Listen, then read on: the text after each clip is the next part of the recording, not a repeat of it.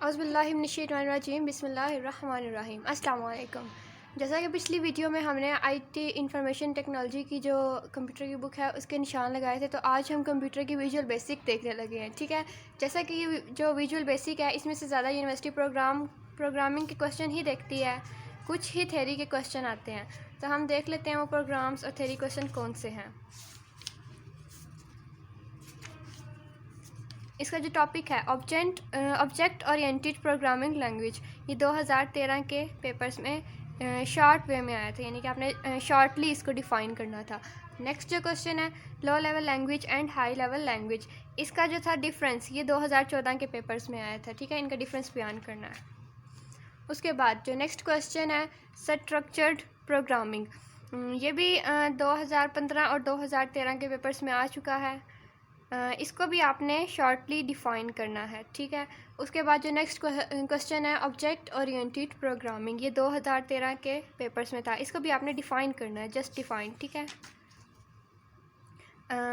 जो next question है visual programming, इसको भी आपने जस्ट डिफ़ाइन, इसकी डेफिनेशन याद करनी है। ठीक है, डिफ़ाइन के मतलब यही है कि आप इनकी डेफिनेशन याद करें और साथ एक छोटी सी एग्जांपल कर लें कोई। नेक्स्ट जो चैप्टर नंबर 2 है उससे हमारे पास जो क्वेश्चन है ऑब्जेक्ट के बारे में। ठीक है, ये क्वेश्चन 2017 में इस तरह से आया था कि difference between object and control. तो ऑब्जेक्ट की डेफिनेशन इधर है और कंट्रोल की डेफिनेशन आगे होगी, तो आपने इसका डिफरेंस याद करना है। उसके अलावा एक क्वेश्चन आ चुका है कि difference between procedure and function. ठीक है, इसको भी आपने बुक से देख लेना है और इसका जो डिफरेंस है वो याद कर लेना है कि प्रोसीजर क्या है और फंक्शन क्या है। उसके अलावा चैप्टर 2 इतना इम्पोर्टेंट नहीं है, आगे चलते हैं। चैप्टर 3 और 4 भी हम नहीं करते क्योंकि ये वर्किंग है, ये फॉर्म्स और रिपोर्ट्स वगैरह की वर्किंग है, ये पेपर्स में इसके बारे में कुछ भी नहीं आता है।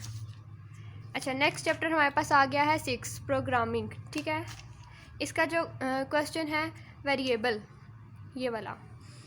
अच्छा, तो इसका क्वेश्चन इस तरह आया था कि difference between variable and constant. ठीक है, ये 2014 के पेपर में आया था। और एक बार आया था कि डिफ़ाइन वेरिएबल, यानी कि वेरिएबल की डेफिनेशन वगैरह उन्होंने पूछी थी, तो ये 2013 के पेपर्स में आया था। कांस्टेंट का जो कांस्टेंट की डेफिनेशन वो आगे होगी, वो मैं आपको दिखा देती हूँ,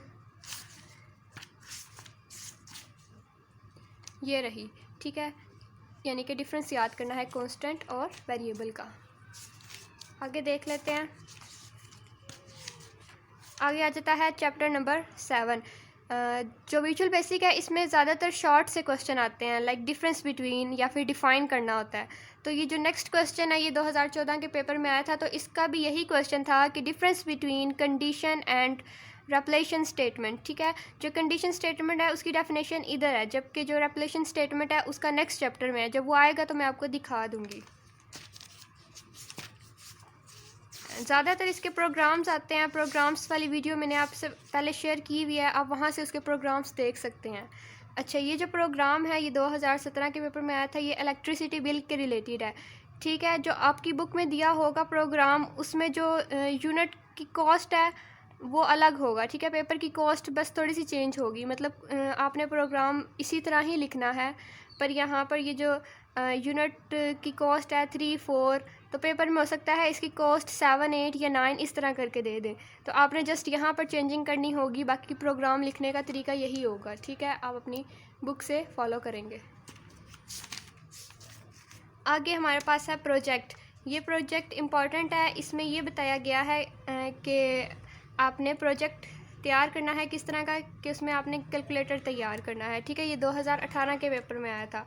ये प्रोजेक्ट काफ़ी लंबा है, पर जो पेपर में प्रोजेक्ट आया था वो एडिशन, सब्ट्रैक्शन और मल्टीप्लिकेशन और डिवीजन का कैलकुलेटर था। ठीक है, आपने प्रोजेक्ट तैयार करना था, तो इसका जो इसकी जो प्रोग्रामिंग है वो ये है, यहाँ से लेकर यहाँ तक आपने ये वाली तैयार करनी है।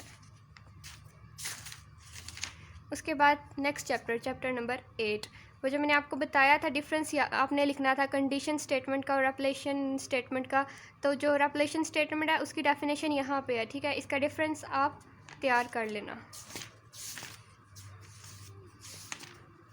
ये प्रोग्रामिंग्स वगैरह हैं, इनकी आप यहाँ से प्रैक्टिस कर सकती हैं। ये चैप्टर इतना इंपॉर्टेंट नहीं है, चैप्टर नंबर 9।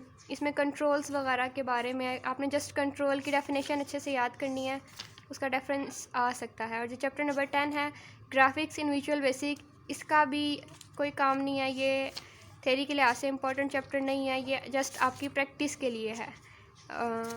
उसके बाद हम नेक्स्ट चैप्टर देख लेते हैं। ये जो सारे चैप्टर्स ये देख रहे हैं ना आप 11, 12 एंड 13, ये जस्ट आपने प्रैक्टिस करने हैं, इसमें याद करने वाली चीज़ें नहीं हैं। अच्छा, अब हम आगे हैं चैप्टर नंबर 14 में। तो इसका जो क्वेश्चन था वो ये था कि डिफ़ाइन प्रोसीजर, ठीक है, यानी कि प्रोसीजर को आप डिफ़ाइन करेंगे। 2013 के पेपर्स में थी, तो इसमें प्रोसीजर की डेफिनेशन होगी। उसके बाद जो सब प्रोसीजर है ये भी आपसे पूछ सकते हैं, या फिर डिफरेंस बिटवीन प्रोसीजर एंड सब प्रोसीजर, इस तरह से। तो आपने प्रोसीजर एंड सब प्रोसीजर की डेफिनेशन अच्छे से याद करनी है। उसके बाद हमारे पास क्वेश्चन है फंक्शंस का। फंक्शंस का क्वेश्चन भी इसी तरह ही आया था कि difference between function and procedure.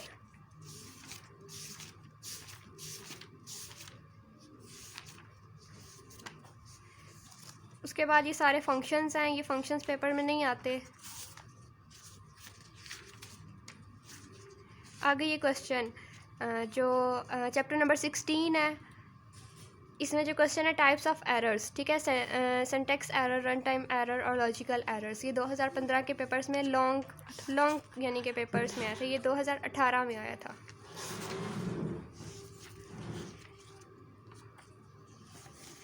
तो हमारी ये वीडियो यहाँ तक ही थी, क्योंकि जो विजुअल बेसिक की जो थ्योरी है वो बहुत कम आती है, ज़्यादातर इसके प्रोग्राम्स ही आते हैं, हमें इसके प्रोग्राम अच्छे से तैयार करने होते हैं। जो थ्योरी क्वेश्चन है वो बार बार पेपर में यही रिपीट होते हैं, आप इनको अच्छे से तैयार कर लें, एक ना एक थ्योरी क्वेश्चन लाजमी आता है और बाकी 3 प्रोग्राम के आने के ज़्यादा चांसेस होते हैं।